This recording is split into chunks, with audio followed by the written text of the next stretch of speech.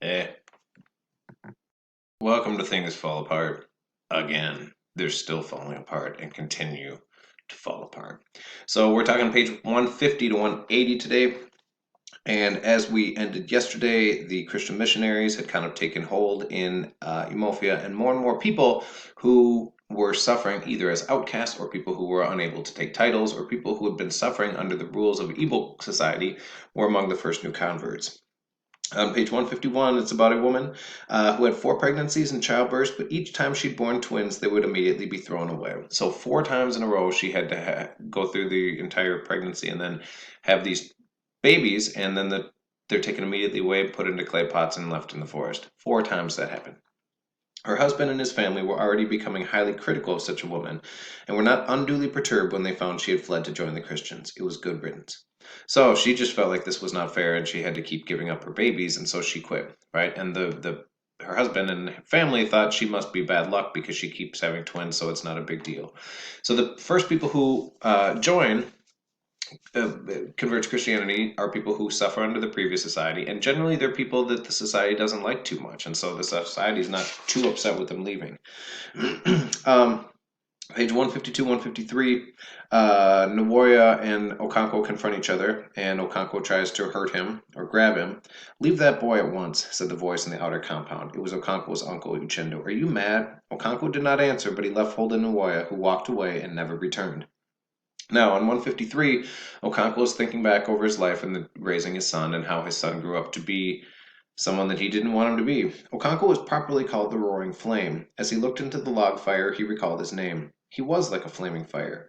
How then could he have begotten a son like Nawoya, degenerate and effeminate? Perhaps he was not his son. No, he could not be. His wife had not played him false. Perhaps he was not his son. No, he could not be. His wife had played him false. He would teach her. So first he's even thinking that his wife played a trick on him and actually slept with somebody else and got pregnant, and so Nawoya is not even his son.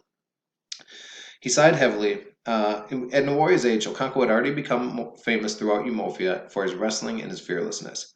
He sighed heavily as if in sympathy, and the smoldering log also sighed. And immediately Okonkwo's eyes were open and he saw the whole matter clearly. Living fire begets cold, impotent ash, and he sighed again deeply.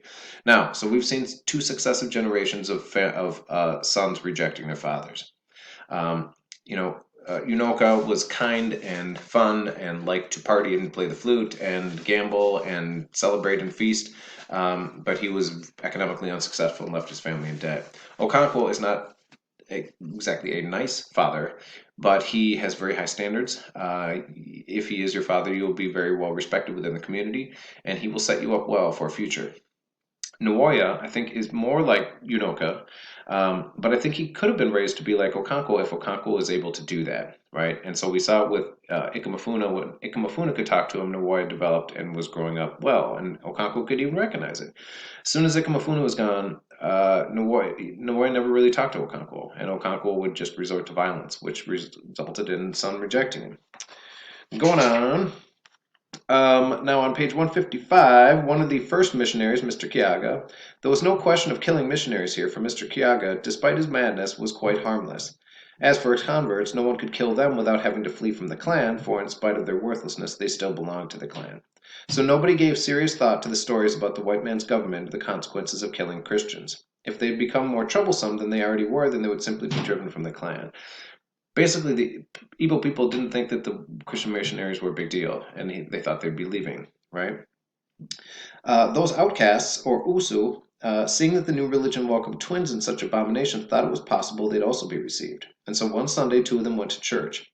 There was an immediate stir, but so great was the work the new religion had done among the converts that they did not immediately leave the church when the outcasts came in. Right? And so these people that the Igbo people rejected want to come and join the church. And some of the other recent converts said that the clan, the Igbo people, will laugh at us, right?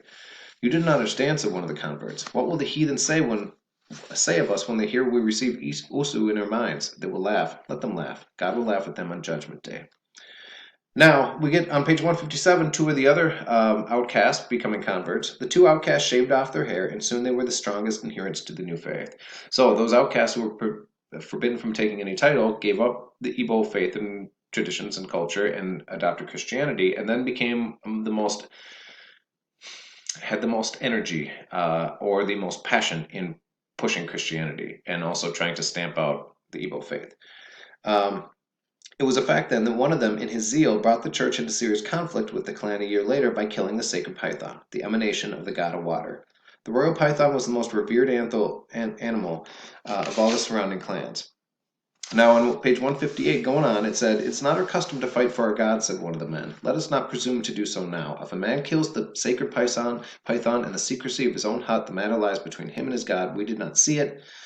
If we put ourselves between God and his victim, we may receive blows intended for the offender. When a man blasphemes, what do? Do we go and stop his mouth? No, we put our fingers into our ears to stop us in hearing. That's wise action." Now, what he's saying is let them do what they're going to do. Let's just ignore them, basically. If a man speaks out against God or blasphemes against God, we don't go and stop him and break him for it. We put our fingers in our ears so we don't need to listen to it. That's a wise action. So basically what he's recommending they do to the Christians is just put their fingers in their ear and ignore what's going on. "Let us not reason like cowards," said Okonkwo. "If a man comes into my hut and defecates on my floor, what do? Do I shut my eyes? No, I take a stick and break his head. That's what a man does. These people are daily pouring filth over us." Now, if Okonkwo had been there the whole time, that 7-year period, when the missionaries first arrived, maybe he could have led an uprising to stop them. But by now, it's taken root. People kind of just ignore them. They go about their day-to-day things, and the converts who are people that the community doesn't really like anyway. Page 159, the Christians had grown in number and were now a small community of men, women, and children, self-assured and confident. Mr. Brown, the white missionary, paid regular visits to him. Now, we get two different missionaries in this book. We get Mr. Brown and we get Mr. Smith. Mr. Brown is good, and he's much more what one would expect or hope about a missionary. Now, this is into the colonizing stuff, right? Now, they're coming there saying that and this is, if you think of Heart of Darkness, what the people in Europe thought the company was doing, this is what they thought the company was doing. And while Mr. Brown is much more respectful of it, he's still working towards the same goal as Mr. Smith. He wants to make this a Christian place, right? And get rid of the Igbo faith. But he's much more respectful of how he does it. Going on a little bit. Go to page 166, 167. So as Okonkwo is getting ready to leave the motherland and go back to Umofia, he throws a feast. And his uncle Uchendo then, he was the one who talked about, for whom is it well? No one. And then he goes on here and he says, if I say that we did not expect such a big feast, I will be suggesting that we did not know how open-handed our son Okonkwo is. We all know him, and we expected a big feast, but it turned out to be even bigger than we expected. Thank you. May all you took out return again tenfold. It is good in these days when the younger generation consider themselves wiser than the sires and see a man doing things in the grand old way. A man who calls his kinsmen to a feast does not do so to save them from starving. They have their own food in their homes. When we gather together in the moonlit village ground, it is not because of the moon, yet every man can see it from his compound. We come together because it is good for kinsmen to do so. Now, we talk about things fall apart, things fall apart. This is what he's getting at. You may ask why I'm saying all to this, and if you want to write the paper about how the society is falling apart before the missionaries, this would be useful. I say it because I fear for the younger generation, for you people. I fear for you young people because you do not understand how strong is the bond of kinship. You do not know what it is like to speak with one voice, and what is the result? An abominable religion has settled among you. A man can now leave his father and his brothers. He can curse the gods of his fathers and his ancestors like a hunter's dog that suddenly goes mad and turns on his master. I fear for you. I fear for the clan. He turned again to Okonkwo and said, "Thank you for calling us all together." Now, he's older than Okonkwo. He's of an older generation, and he likes that Okonkwo is doing things in the grand old way, throwing a huge feast, right? But people aren't speaking together, right? When Okonkwo and Obierka talked about the different villages, even within the 9 clans, they have very different customs and they kind of view them as foreigners, right? Now, if you think Heart of Darkness, where we don't get any groups of people, there's no individualization of these people at all, and it's just large masses of people screaming. And then we see this, even within these villages, there are things that make people seem foreign or different, right? And these people should be pretty similar in their beliefs because they all come from a very similar place. Part 3, where things are falling apart. So he was gone, Okonkwo was gone for 7 years, and he's thinking about returning back, and he wants to do so with a flourish, and so he thinks about marrying off his daughters. Okonkwo was very lucky, and this is on 172. Okonkwo was very lucky in his daughters. He never stopped regretting that Azimah was a girl. Of all his children, she alone understood his every mood. A bond of sympathy had grown between them in the years that they had passed. Now, there were lots of dudes who wanted to marry Azinma in the motherland, but Okonkwo didn't want to.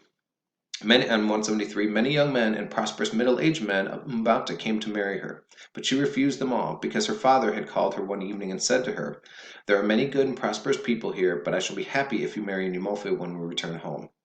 That was all he had said, but Azimah had clearly seen all the thought and hidden meaning behind the words, and she had agreed. What he wants is some attention when he gets home, right? And having a very, very beautiful daughter attract the attention of young suitors in the clan when he returns home will bring him that attention, right? Going on 174, then we cut back to Umofia, and the missionaries are establishing a white court. Apart from the church, the white men had also brought a government. They built a court where the district commissioner judged cases of ignorance. Remember, the Igbo people had their own justice system and court system, but it's being brought here, right? Now, on page 176, 177, Obiurka and Okonkwo are talking when Okonkwo returns home. It said, "The white man's very clever. He came quietly and peaceably with his religion. We were amused at his foolishness and allowed him to stay. Now he's won our brothers, and our clan can no longer act like one. He has put a knife on the things that held us together, and we have fallen apart." So here it's blaming the missionaries for it.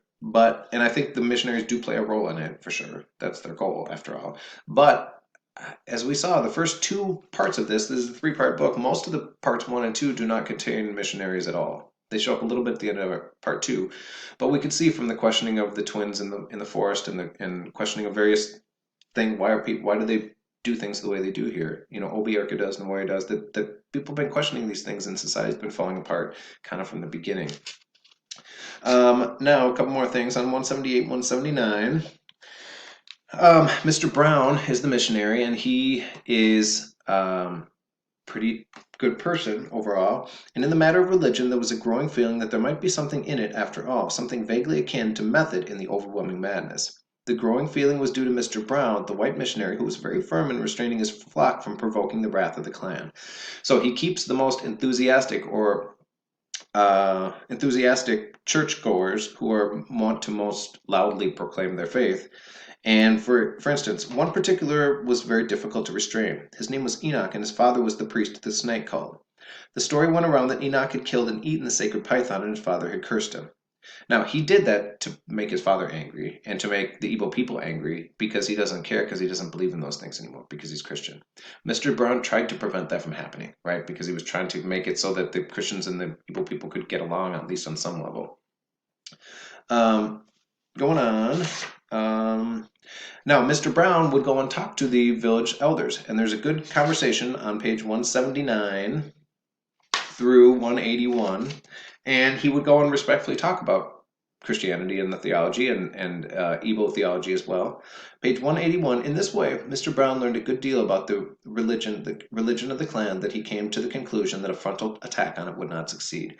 He wants to just keep doing things the way he's doing and gradually earning converts, right? Rather than forcefully taking over.